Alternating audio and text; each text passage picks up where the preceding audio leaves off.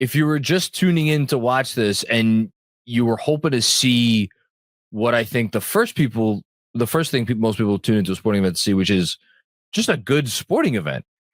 Like, this was not where you wanted to be. And I can't think of worse luck, because it seems like all the things that have been in the ether in conversation about this league right now, maybe not all of them, but like a lot of them came to the forefront during this game.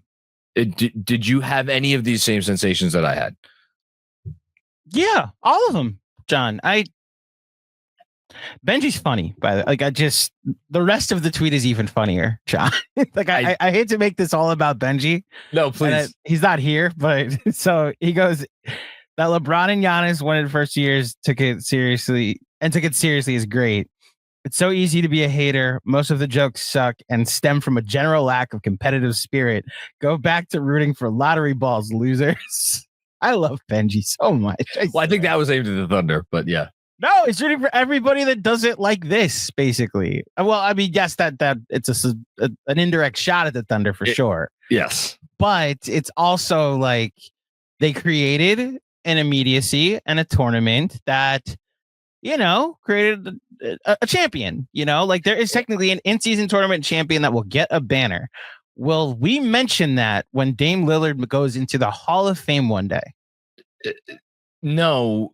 So, but I'm sorry to repeat myself, and I don't want to rehash this very conversation we had a week ago. Mm-hmm. But you said it. You nailed it. You're like, who's going to enjoy this tournament? People like us. Yes. Yeah.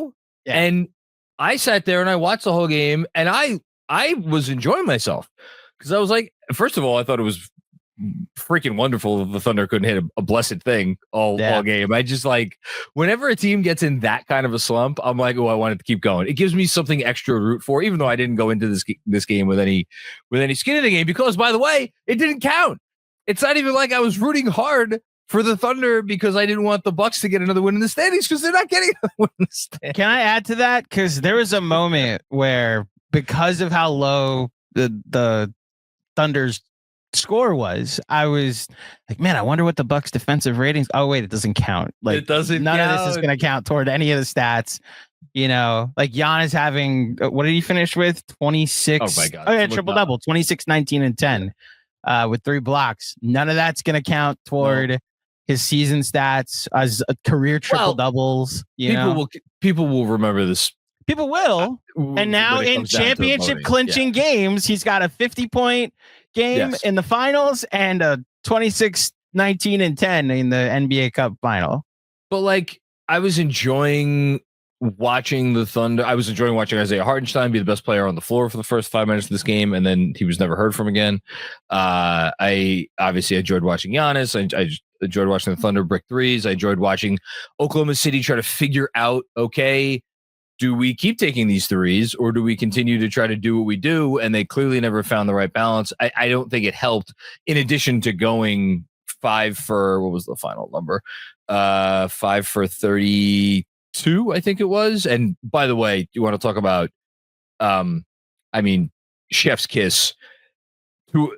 Kenrich Williams has to hit a 3 almost literally at the buzzer to avoid the Thunder, what would have been the lowest score of the NBA season, except it wouldn't have been the lowest score of the NBA season because the game doesn't count, but it would have been lower than any score in any game, or amount of points put up by any team this season. They had 78 and they ended up with 81. Low score was 80.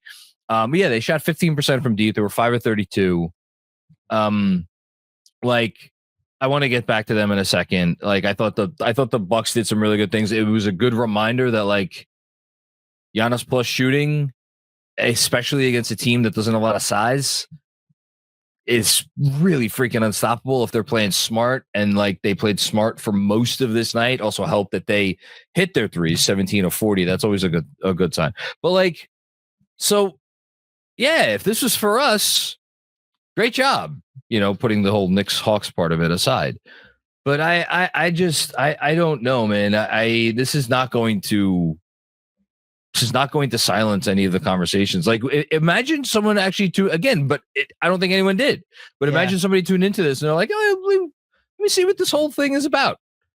So I don't know if we've hit on any of the points, because you said you had 5 things, and I want to like get to the 5. This is one thing that's bigger than everybody else, and then everything else, and then I'll get to everything else. The other. Okay, so the one thing I have, so I it's literally one thing. Okay, and it's partially the conversation we're having. That's probably gonna be the Fallout conversation. Oh, it will. Of like, wait till the rating. When are the ratings going to come in? A day or two from now, maybe even tomorrow, they'll have them, but so that's I think what I'm talking about is the ratings are going to be a part of the conversation, because they've been part of the conversation this season. And it's funny that like ratings are down across the board everywhere. Like football ratings are down this year. Every sport is trying new stuff. Yeah. Like baseball has a clock now. Like every sports, NFL is playing games in Europe like consistently, because they're just trying to create a unique aspect to a regular season game that potentially could mean nothing. But here's this game, like baseball played in London this year. Hockey has games outside at certain points. College basketball games, sometimes they play on a ship. So like they create these types of unique niche things.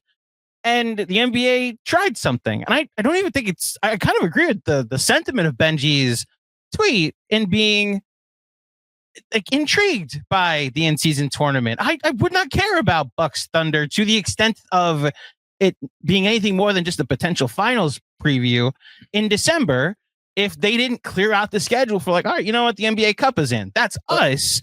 Yes, the ratings are down, but it's also just like a fun, unique thing for NBA fans. But because it's the NBA and how much money got spent for the TV deal and how much it gets talked about in the general media 24-hour news cycle and the lexicon, it has to be a conversation about who's not watching, which I think is the unfortunate one.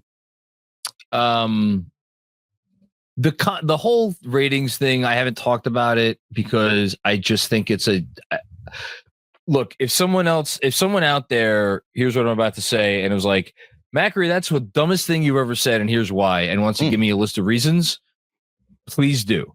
But I'm going to say it anyway because I don't know the reasons that would be in response. I think it's such a stupid conversation because of it's not an NBA problem, as you just said. We talk about it sometimes. Movies are going through this, now. Do you want to draw a line between like, I don't know how much money Deadpool and Wolverine made. Actually, it wasn't even, did it finish number 1 or did Inside Out 2 finish as number 1? Whatever the highest grossing. So, I think Deadpool and Wolverine are going to take a backseat to Wicked at a certain point. But is it still heading that strong? Oh, I didn't. Only because this thing's going to make its way into 2025 with some Oscar momentum. Yeah, it's true. And well, whatever. It may have some what's it called? Avatar legs. I guess the larger point is that you will still have your Deadpool, Wolverine, Wicked last year. I mean, Oppenheimer. If that was the best sign for movies in the last, I don't know, at least 5 years, maybe even longer than that. That a 3-hour freaking partially black and white biopic made whatever $900 some odd million. But I digress. Like that could still happen at the movies. NBA ratings for like a finals game are never going to get back to where they were. But I think the one big difference there is if you want to go see a movie, there is still something to going to see the movie in the movie theater that people know cannot be replicated. If you want to experience the NBA, there are so many different ways to do it. You do not need to sit in front of your television and do it in the way that you used to do it. So like, I don't like that says nothing to me about the popularity of the sport. And the most ironic part to me is all of these shows that are spending all of this time talking about the downfall of the NBA. They're doing so because they are attracting eyeballs by that conversation. If nobody gave a shit about the NBA, no one would be watching those shows talking about the downfall of the NBA. So clearly, the sport is still very popular and there is still a great deal of interest in it. But the ratings is just the ratings thing is what that's just ratings. That's television. It's 2024 going into 2025. And to your other point, which was incredibly smart, it's like, this is why, if you're the league, if you're Adam Silver, you throw some shit against the wall. And I don't know that I would. Is that a little unkind to say about this NBA Cup? That maybe, but it's like, hey, it's something. It's a thing. It's literally, that's it. It's a thing. Like, how often? I don't know how you feel about this, but I started to feel, before we got into like content creation and it became like a for our lives, at least, it became a consistent, like, every game matters. Like 87 games during the regular season, including the preseason, were like part of our lives. But before that, there was always a feeling that I had going into every NBA season that, like, Christmas is really when the season starts. Like, once I get through football, and then Christmas Day, you have all your games, and then, okay, let me take a look at the standings and where do things currently stand, and now we can ramp up. And the NBA has now added creatively to their season so that anybody that feels the way we used to, or at least I used to, can tune in and be like, oh, so this matters. This is a game that technically matters. They're in Vegas. Now, I will say, if we're talking about things to change, I do think the Vegas thing has to go away. Just personally. There's something about tonight that would have mattered more. This is home bias. If it was at the Garden, like a building that mattered, or just like make it a home game. If the Thunder just lost the game at home, maybe there is some juice to it. Maybe that's what you're fighting for, is like to win a game, win an extra home game. That's an extra night of ticket sales. There is something to home court in basketball that's always special. Neutral locations have never in basketball been appealing to me, at least. It's not the Super Bowl.